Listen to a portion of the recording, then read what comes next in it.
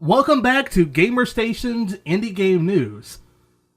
Terry Cavanagh, I probably pronounced your name wrong, Untitled No Quarter Game.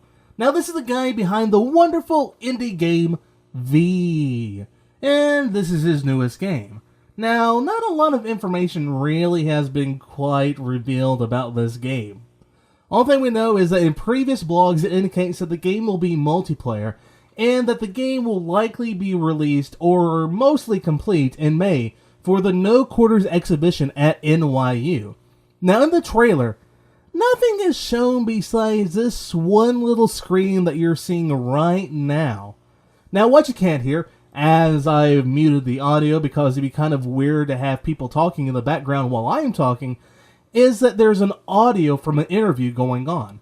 Now, in this, the main focus of talk is about the apocalypse, and how he believes it won't be the end of life on Earth, but something of a rebirth, or change in how we act. And thus, as the picture shown looks like a destroyed building, and it's a two-player game, I can somewhat postulate that the game will be played out in an apocalypse, and there's a need for you to depend on and trust your second player friend in some way or fashion in this new created world. Or maybe I'm just crazy and pulling stuff out of thin air. Detour DevBlog. Detour is the first game coming from Sandswept Games, and the premise of the game is simple enough. Build roads and get trucks to the other side of the screen.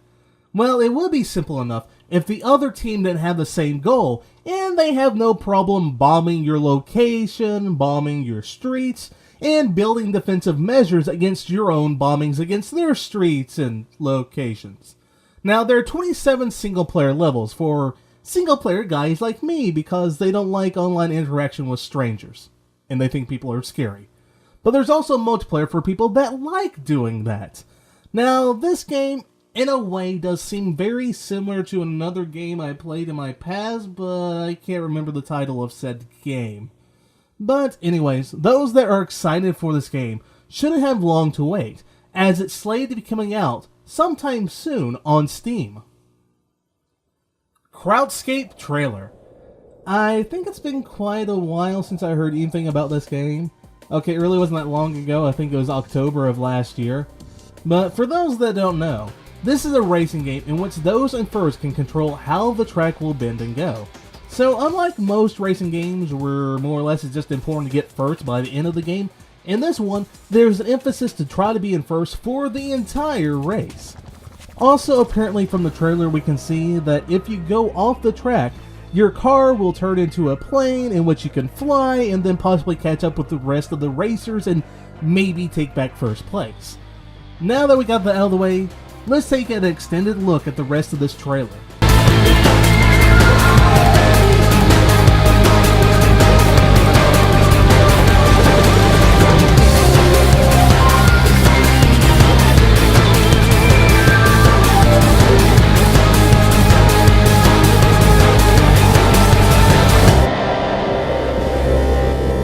Super Meat Boy sells 600,000 units.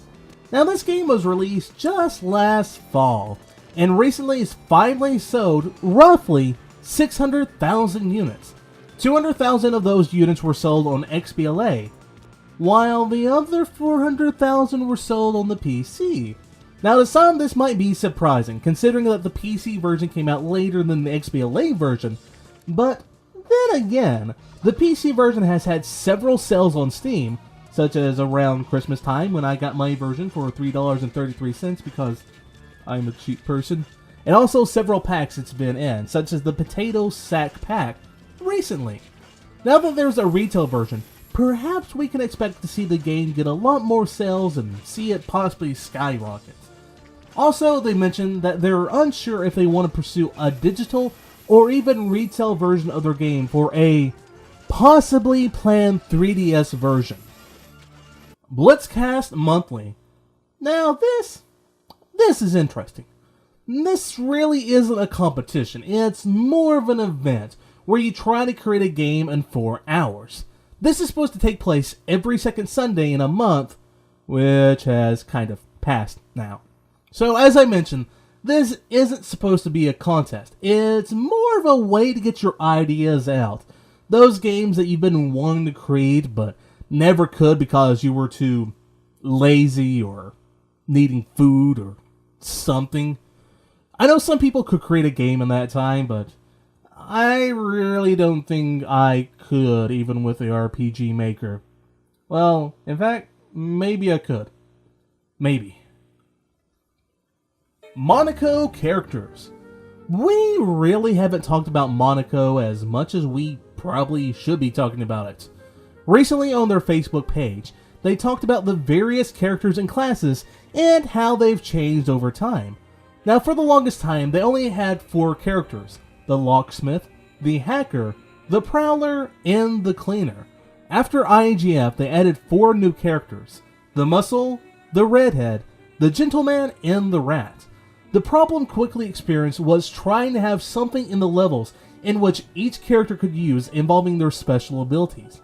Now, this was changed so that their powers were more based around a certain mechanic. Now, for the full read, head over to the link that we provided below. Pay what you want for Ska Studios music. Do you like Ska Studios games? You know, the Dishwasher series and I Made a Game with zombies in it? Good news then! They're allowing you to pay whatever you want for the music to their games. Now we provided a link below where you can get the games and pay what you want. Driftmoon trailer. Driftmoon is an upcoming game that looks like an action RPG. But their site is quick to correct me that this is an RPG, but not an action RPG. The reason is because you don't kill creature after creature after creature after creature to get tons of loot, nor do you need cat-like reflexes to play it. I've never really thought I needed cat-like reflexes to play action RPGs, but I guess to some it might be like that. With a supposed personality, witty and goodwill-based story, this is hoping to stand out from the rest of the ilk. Also, the game offers editing tools for the game, so you can create new levels, scripts, and yes, characters. You can currently pre-order the game now for $11.99.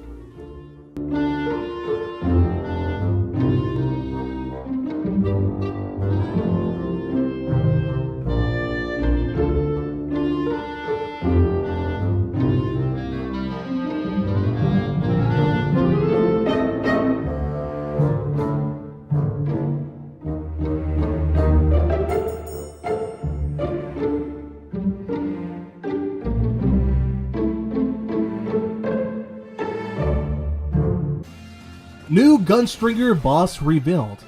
Just the other day, one of the first members of the Gunstringer's former posse was revealed. And it's the Oil Baron. It was revealed that this was one of the earliest ideas for a posse member. For those that don't know about the Gunstringer, it is the next game by Twisted Pixel and revolves around a dead cowboy who's out for revenge against his posse that tried to kill him. Also, you use the Kinect to control your character as he's a marionette. So, you know, if you want to play it, you gotta get the Kinect. Get your Retro City Rampage swag. Coming out later this year is the retro parody game that's met Grand Theft Auto. Now, if you've been wanting a shirt, a poster, or even some pins for this game, well then Fangamer has something that you might be interested in. The stuff is available for pre-order now and will ship in June. You can get all of that stuff together for $40, or you can order them individually. Links provided below. You got Portal in my indie games! On or at least around April 1st or April Fool's Day, the Potato Sack was released onto Steam. And this pack includes 13 indie games for a very low price. Now, originally, this was all kind of a joke, yeah! Potatoes! Most of these games had an update that day that puts potatoes in them at some point or another. Such as in Super Meat Boy, you could play as Super Potato Boy in certain levels. Now, these games have recently been getting some updates, and they've been adding certain stuff to them. Certain Portal-related stuff. such as in 1, 2, 3 Kick It, having a song added that appears to be a cover of Still Alive from Portal, as well as adding these little fellows right here. In Audio Surf, the first time you try to start the game and play any song, GLaDOS will come in and make you play the Device Has Been Modified version 2, and you'll start with the Portal gun. In Super Meat Boy, when you go to Super Meat World, the intro has GLaDOS in the background, and there's 5 levels that you can't beat, but they contain hidden symbols in them, and there's much, much more to find, Padawans. All of this info is supposed to be related to and or hyping the upcoming Portal 2, which I have pre-ordered and can't wait to play, but we're not here about that. And most of these were things most of us probably wouldn't notice in our lifetime. Now we provided a link below to the wiki that contains all of the current info gathered from all of these games. And we're ending today with the Avatar Legends trailer. Now this is being brought to us by Barker's Crest Studio, the people behind other Avatar-based games, such as Avatar Golf and Home Run Challenge. I didn't like the latter. Anyways, this Avatar game actually somewhat makes me think of Fable in a way. The adventure that waits you supposedly will last 10 plus hours in a single player game, full of quests, adventures, loot, and more. And last not to mention that there's multiplayer in the game, which you can go co-op or face against other random strangers online. Finally, there is a level designer that you can mess around with. Expect to be able to get this game, if interested, later this month.